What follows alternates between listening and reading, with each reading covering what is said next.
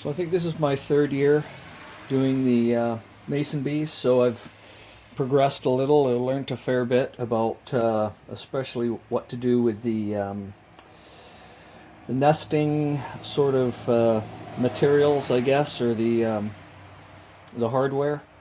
So in the beginning, I think 2 years ago, I started out with just one of the basic wooden type nesting boxes that just had the standard cardboard tubes in there, and quickly found that they were very, very difficult to open these things up and clean.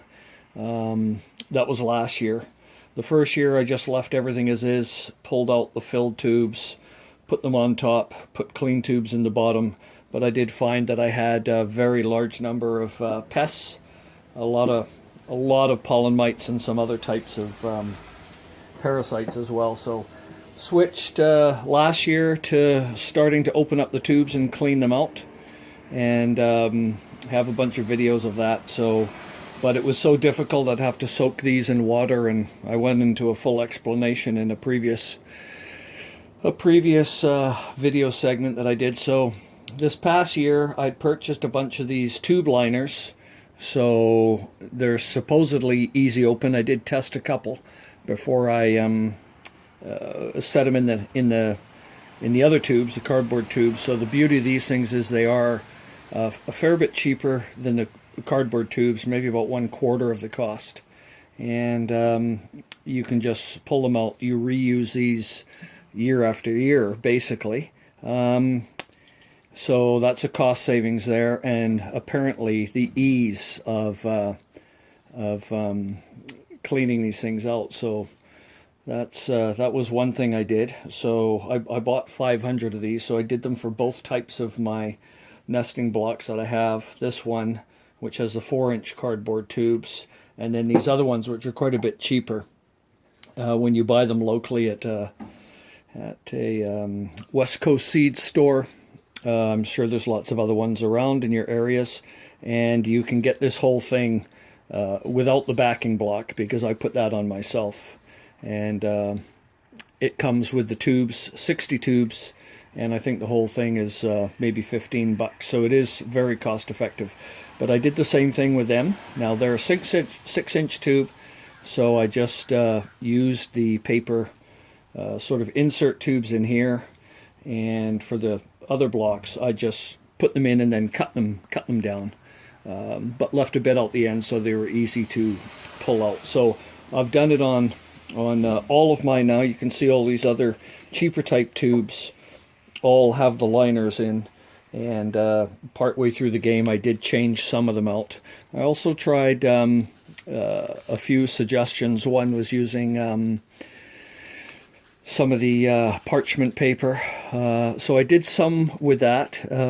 Some of them are mixed in here with parchment paper. I think this tube and this tube, they're slightly wider, and this one here. The only issue I had with it, yes, it'd be extremely cheap to do this, and maybe even easier to clean these things out. As you can quickly see here, I've got my plugs falling out of the back end already. These things are very simple, and just peel them right open, and you can access the whatever eggs and stuff that you have in here. And the issue I found with these was that this one's got a lot of pollen mites in this one, right in the first one here, first chamber. And well, I got a couple of cocoons further up there, but you can see the pollen mites here, just thousands of them in there. So that obviously didn't form. It had the pollen eaten before the larva probably even had a chance to feed, or maybe fed for a bit, but so many pollen mites in there that that's dead. Actually, there's not more in here. That's just chewed paper. So that one was That was only a very partial one anyway that I pulled out, so we'll see what I have later on for other successes with this. But you can see how easy that was to undo. Like I said, the only issue I had with them, I don't really have any examples, except that sometimes it was a little difficult because of the way the paper is rolled. Sometimes the inner piece would sort of pick up like that, and I found some of the bees were like trying to go between the layers. I don't think I lost too much with that, but it was just an issue that I found. It wasn't as neat as the other tube inserts, but again, extremely cheap, next to nothing there for that.